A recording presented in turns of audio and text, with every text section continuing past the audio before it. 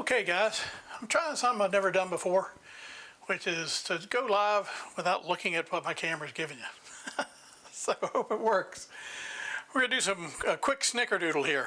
So I'm recording it elsewise to put up on our YouTube channel, which is Cooking with Bill Bowman ASL.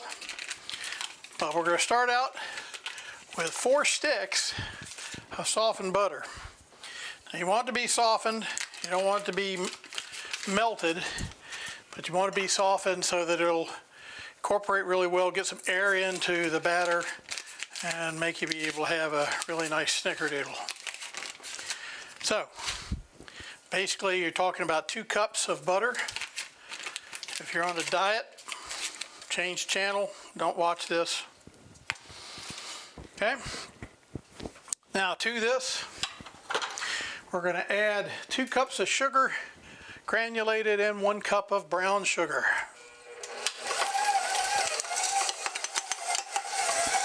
Now you're trying to get some air into the butter by using the granulated sugar to kind of break up the butter fats. Only takes a few seconds.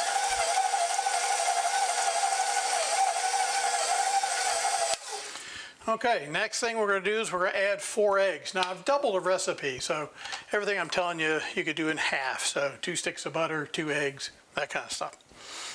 So we're going to get this thing going a little slow. We're going to put in 4 teaspoons of pure vanilla. You can eyeball it, but I tend to like to have people use measuring tools when they're doing stuff when they're baking, because it is a science.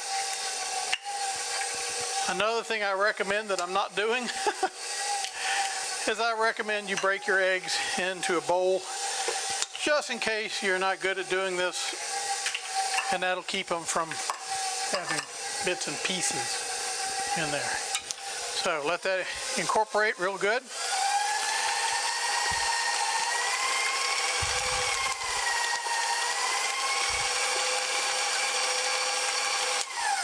Okay, the next thing we have is we have some baking soda.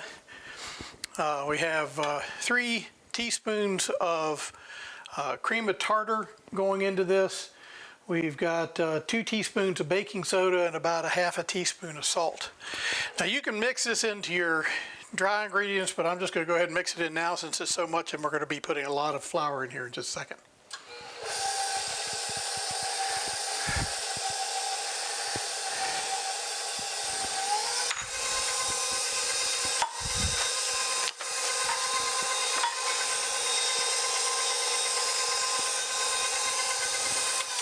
Okay, the last thing to go into this, I told you it's quick. It's 5 cups of all-purpose flour.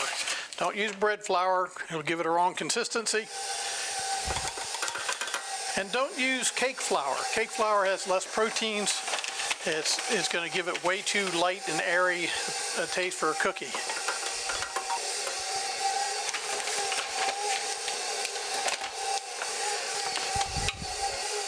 Now one of the things, if you're truly baking and you want to make sure that everything turns out the same, I'd recommend you use a scale and actually do this to grams or do it to ounces. That way you get the exact same consistency every time you do it. How's that? That's pretty quick.